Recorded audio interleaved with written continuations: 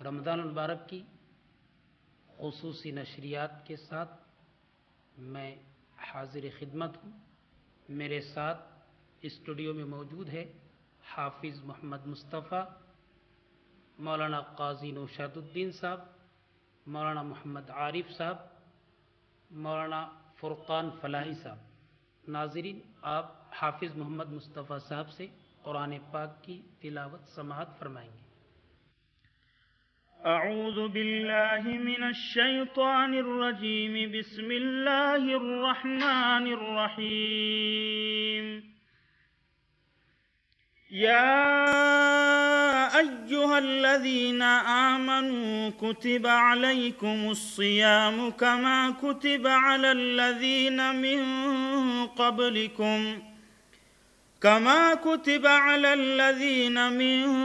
قبلكم لعلكم تتقون ایاما معدودات فمن كان منكم مريضا أو على سفر فعدة من أيام أخر وعلى الذين يطيقونه فدية طعام مسكين فمن تطوع خيرا فهو خير له وأن تصوموا خير لكم إن كنتم تعلمون صدق الله العظيم۔ ابھی حافظ محمد مصطفیٰ صاحب نے آپ کے سامنے جن آیتوں کی تلاوت فرمائی اس کا ترجمہ یہ ہے: اے ایمان والو، تم پر روزے فرض کیے گئے جیسا کہ تم سے پہلی قوموں پر بھی روزے فرض کیے گئے تھے، لعلکم، تاکہ تم متقی بن جاؤ۔ چند دنوں کے لیے جو تم میں سے بیمار ہو یا سفر کی حالت میں ہو، اس کے لیے اجازت ہے کہ وہ ان روزوں کے دوسرے دنوں میں رکھ لے، اور ان لوگوں کے لیے جو روزوں کی طاقت نہیں رکھتے ہیں وہ غریب کو کھانا کھلا کر فدیہ دے، اور جو کوئی بھلائی کا کام کرے، نیکی کرے، یہ اس کے لیے بھلائی ہوگی۔ اور ایک کہ تم روزہ رکھو، روزہ رکھنا تمہارے لیے بہتر ہے اگر تم جانتے ہو۔ ناظرین، آپ حافظ محمد مصطفیٰ صاحب سے ایک نعت سماعت فرمائیں گے۔ وہ دل ہی کیا جو تیرے عشق میں پگھل نہ سکا، وہ دل ہی کیا جو تیرے عشق میں پگھل نہ سکا، وہ دم ہی کیا جو تیری راہ میں نکل نہ سکا، ہٹا جو راہ سے تیری محمد عربی، ہٹا جو راہ سے تیری محمد عربی، قسم خدا کی وہ راہی کبھی سنبھل نہ سکا، قسم خدا کی وہ راہی کبھی سنبھل نہ سکا، وہ دل ہی کیا جو تیرے عشق میں پگھل نہ سکا، جو طفل دل تیرے دامن کی جنبشوں میں پلا، جو طفل دل تیرے دامن کی جنبشوں میں پلا، جہاں کی فانی کھلونوں سے وہ بہل نہ سکا، جہاں کی فانی کھلونوں سے وہ بہل نہ سکا، وہ دم ہی کیا جو تیری راہ میں نکل نہ سکا۔ اے شمع بز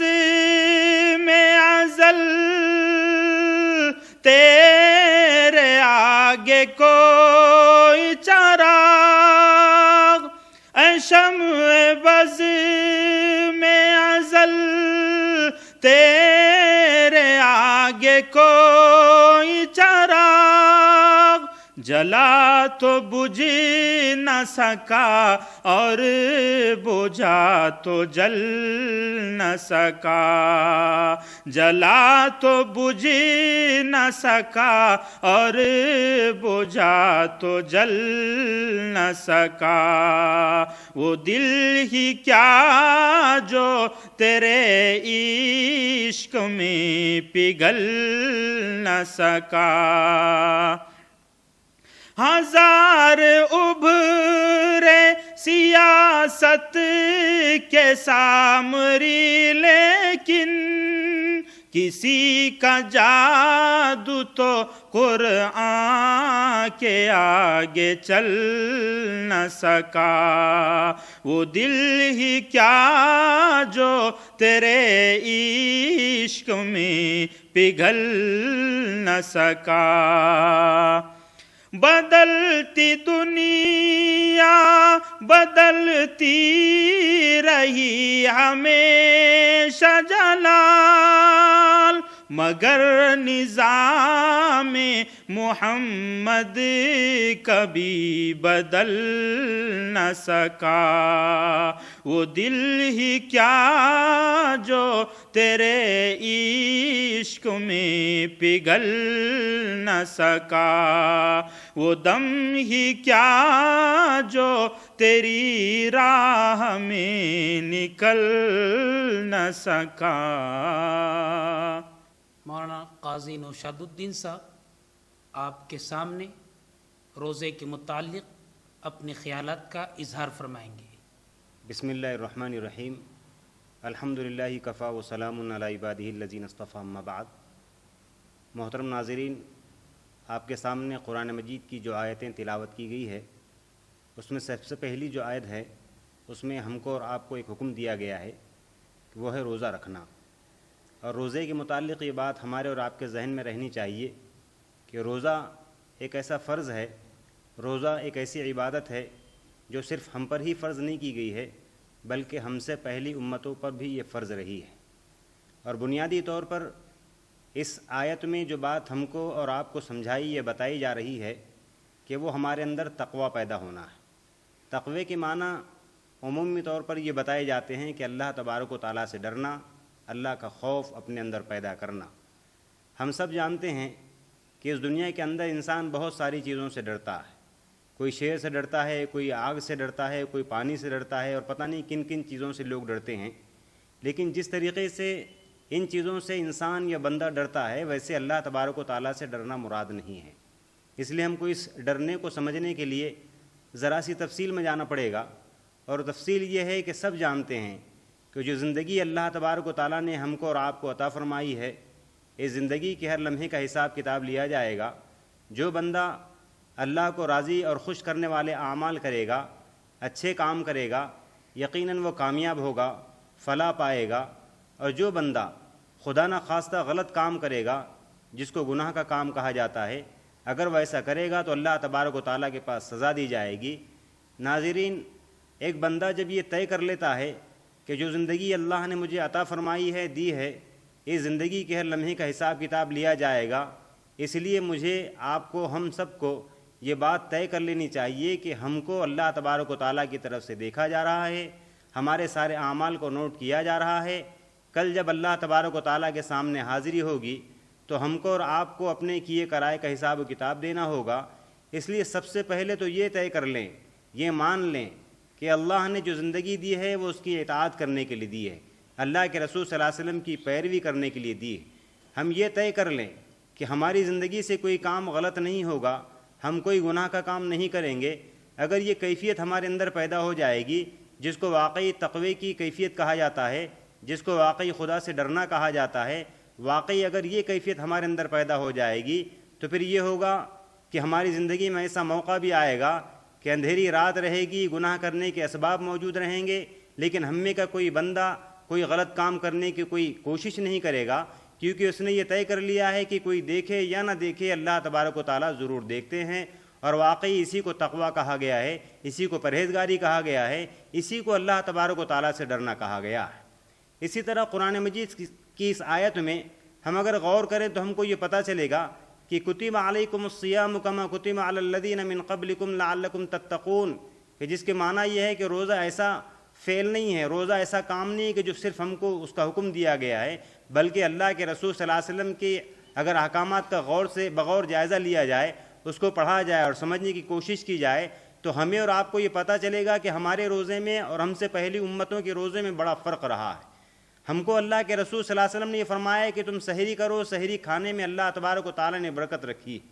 اور ہم سے پہلے کے جو روزے ہوا کرتے تھے اس میں سحری کا کوئی تصور نہیں تھا۔ ایک آدمی جب افطار کر لیتا تھا اور سو جاتا تھا تو اس کا وہیں سے دوسرا روزہ شروع ہو جاتا تھا۔ اس لیے ہم کو اور آپ کو روزوں کو روزوں کی طرح رکھنا چاہیے، اور روزے رکھنے کے بعد جو کام لایانی ہیں، غیر ضروری ہیں، گناہ کے کام ہیں، ان کاموں سے حتی الامکان بچنے کی کوشش کرتے رہنا چاہیے۔ عام طور پر یہ ہوتا ہے کہ آدمی روزہ صرف اس کو سمجھتا ہے کہ صبح کو کھا لیا جائے، وقت پر افطار کر لیا جائے، اور بس اس کے علاوہ کوئی تبدیلی اس کی زندگی میں دیکھنے میں نہیں آتی ہے۔ حالانکہ ہم کو اور آپ کو یہ حکم دیا گیا ہے حدیث پاک میں کہ جب تم روزہ رکھو تو ضروری ہے کہ تمہارے آنکھوں کا بھی روزہ ہو، جب تم روزہ رکھو تو ضروری ہے کہ تمہارے کانوں کا بھی روزہ ہو، جب تم روزہ رکھو تو ضروری ہے کہ تمہارے جسم کے اعضاء کا بھی روزہ ہو۔ اس لیے ہم کو اور آپ کو بہت ہی اہتمام کے ساتھ، بہت ہی کوششوں کے ساتھ، بہت ہی فرمائے کہ عزم اور بالجزم کے ساتھ یہ کوشش کرنا چاہیے کہ ہمارا روزہ ہم کو فائدہ پہنچائے۔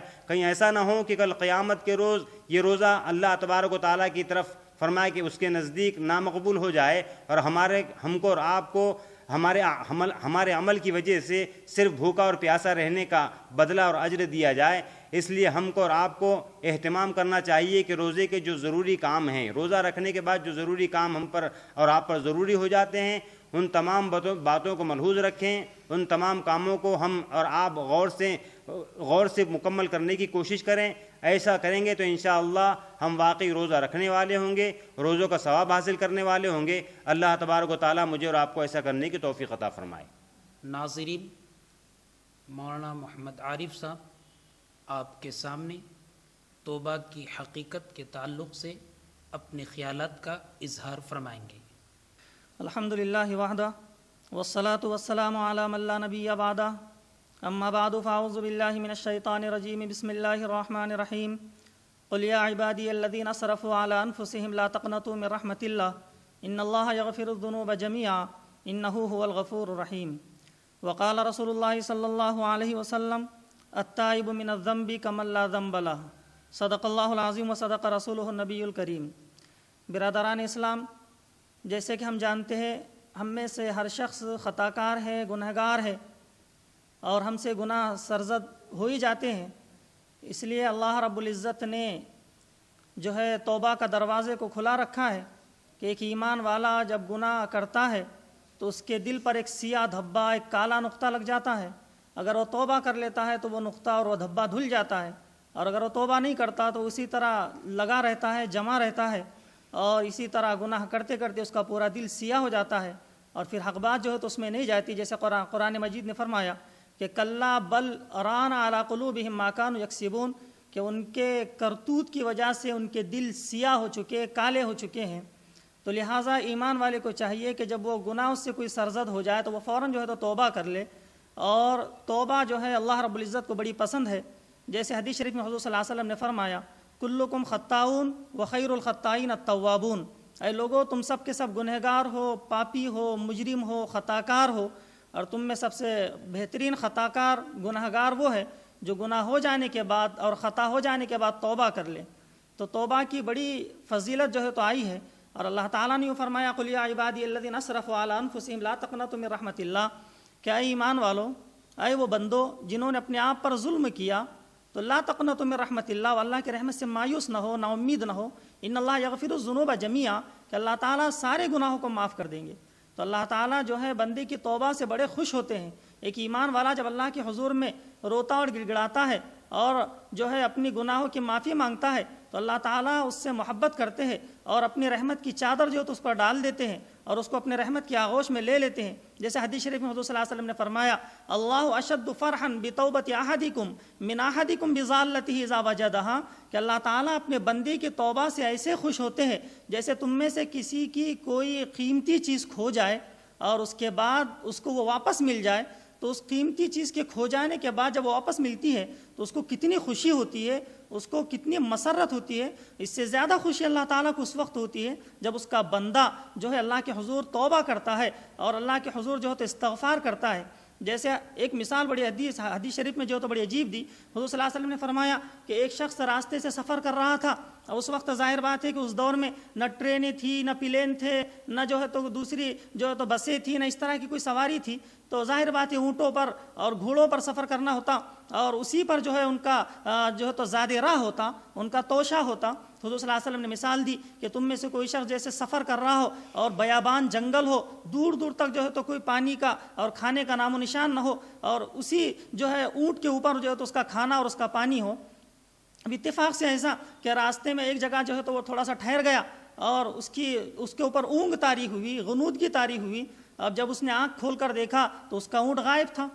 اب وہ بڑا پریشان ہوا کہ اسی اونٹ پر جو ہے تو اس کی گویا کی زندگی ہے، پانی اسی اونٹ پر ہے، اس کا کھانا اسی اونٹ پر ہے۔ اب وہ میلوں اور کوسوں تک آگے بھاگتا ہے، میلوں اور کوسوں تک پیچھے بھاگتا ہے، اپنی سواری کو ڈھونڈتا ہے، میلوں اور کوسوں تک دائیں اور میلوں اور کوسوں تک بائیں بھاگتا ہے، لیکن کہیں اس کی سواری اس کو نظر نہیں آتی۔ تو اب وہ تھک ہار کے اپنی زندگی سے مایوس اور نا امید ہو کر ایک جگہ بیٹھ جاتا ہے اور گویا اپنی زندگی کی آخری سانسیں وہ گنتا ہے کہ اب مجھے یہیں ایڑیاں رگڑ رگڑ کر مر جانا ہے، اس لیے کہ یہاں پر کہیں پانی نہیں، کہیں جو تو کھانا نہیں، اب جو ہے مجھے یہیں اپنی جان دینا ہے۔ اسی حالت میں اس پر کچھ غنودگی طاری ہوتی ہے اور تھوڑی سی نیند کا غلبہ اس پر ہوتا ہے۔ جب آنکھ کھول کر کے دیکھتا ہے تو اس کا وہ اونٹ اس کی نظروں کے سامنے ہوتا ہے، تو اس شخص کو کتنی خوشی ہوگی کہ گویا اس کی زندگی واپس آ گئی۔ تو حدیث شریف میں حضور صلی اللہ علیہ وسلم نے فرمایا اس کو اتنی خوشی ہوئی تھی کہ اس نے خوشی میں یہ جملہ کہہ دیا کہ اللہم انت عبدی وانا ربک، اے اللہ تو میرا بندہ ہے اور میں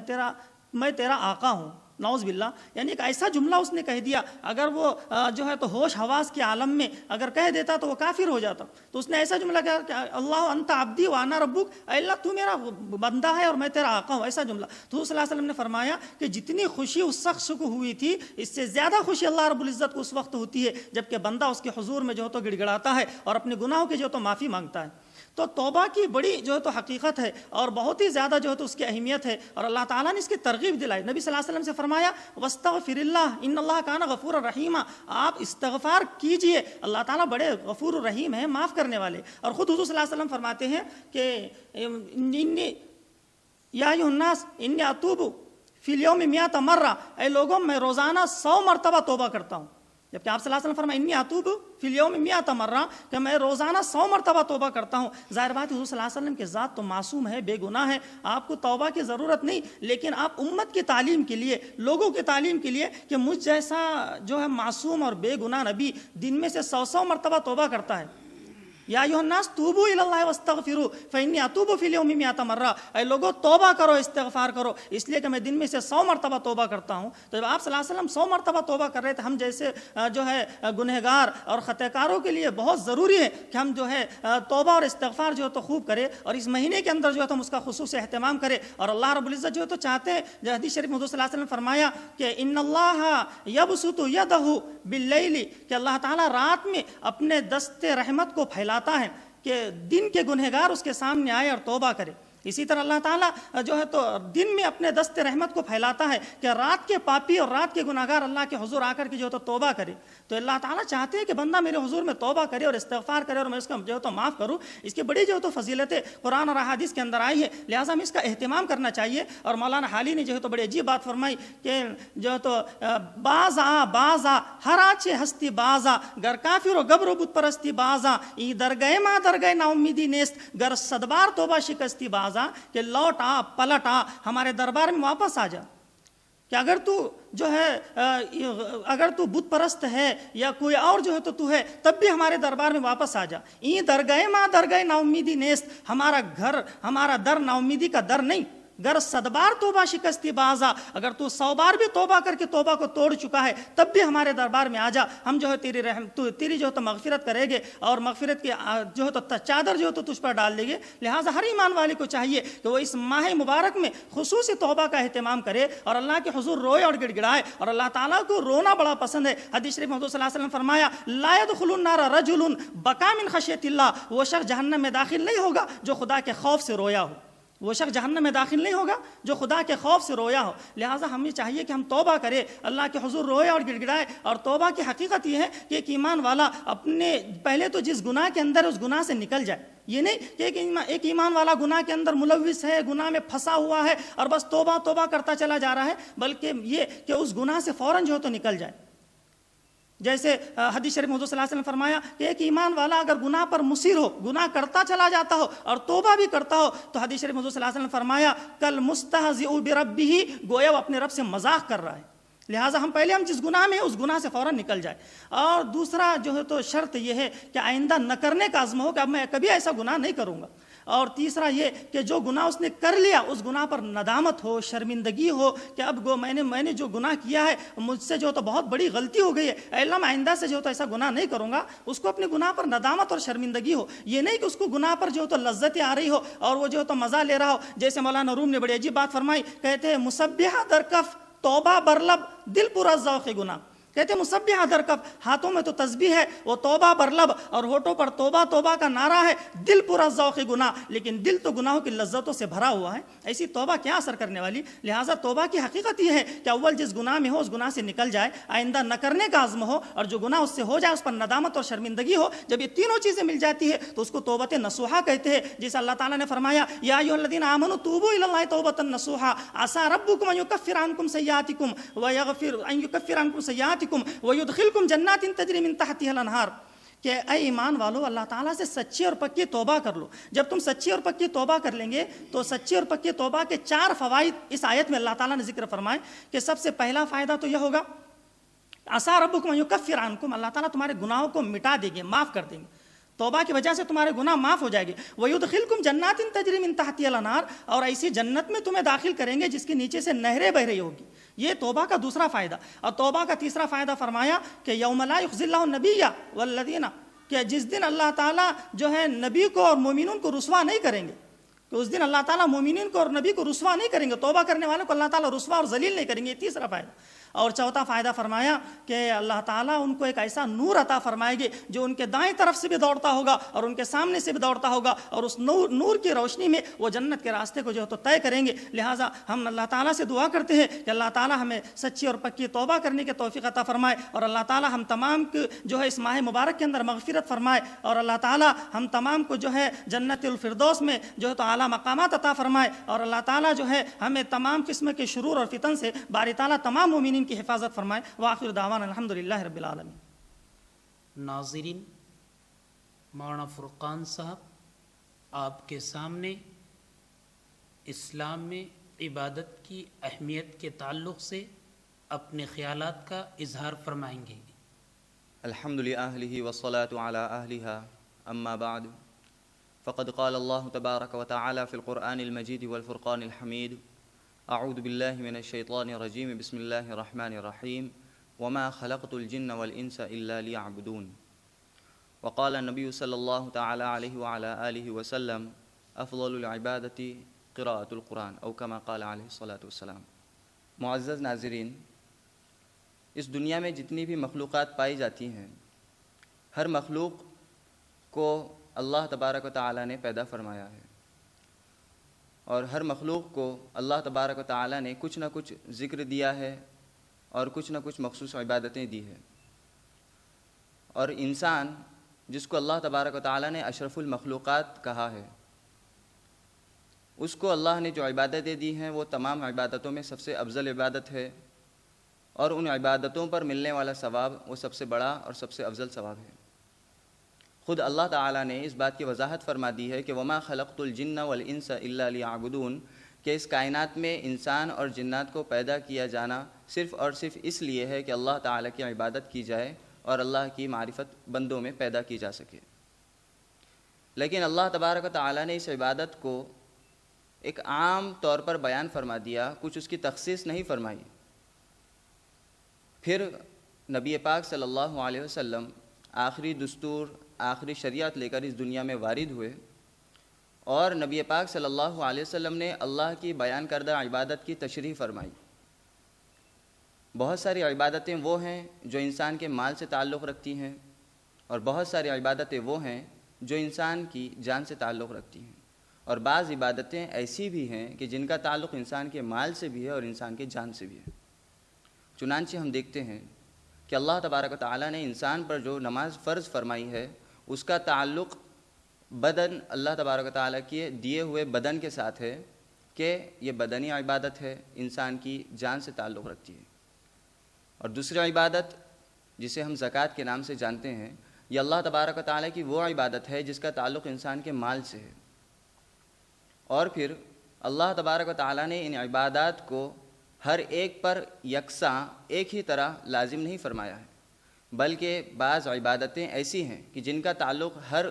کلمہ گو سے ہے، ہر اس شخص سے ہے جو لا الہ الا اللہ محمد رسول اللہ کی گواہی دیتا ہے، اور بعض عبادتیں ایسی ہیں کہ جن کا تعلق ایک مخصوص قسم کے لوگوں سے ہے اور وہ ہر مسلمان پر لاگو نہیں کی جا سکتی۔ جیسے کہ عبادتوں میں نماز ہے کہ ہر وہ شخص جو لا الہ الا اللہ محمد رسول اللہ کی گواہی دے دے گا، مسلمان ہونے کے ناطے نماز اس پر فرض ہو جاتی ہے۔ لیکن زکوٰۃ یہ ایک ایسی عبادت ہے کہ مسلمان ہونے کے ناطے اس پر لازم نہیں ہوتی ہے، بلکہ صاحب نصاب جب ہو جائے گا اور ایک مخصوص قسم کا مال اس کے پاس جمع ہو جائے گا، تبھی عبادت اس پر لاگو ہوگی اور اس کی طرف متوجہ ہوگی۔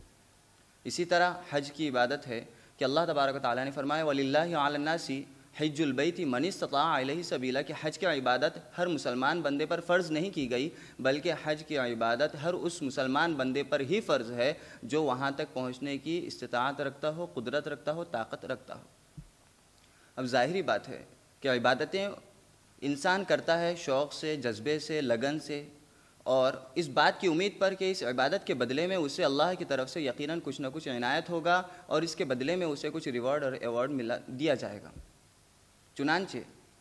اللہ تعالیٰ نے جہاں کہیں عبادت کو بیان کیا، یا نبی پاک صلی اللہ علیہ وسلم نے جہاں کہیں کسی عبادت کا تذکرہ فرمایا ہے، وہاں پر اس پر ملنے والے انعام کی طرف بھی اشارہ فرمایا ہے۔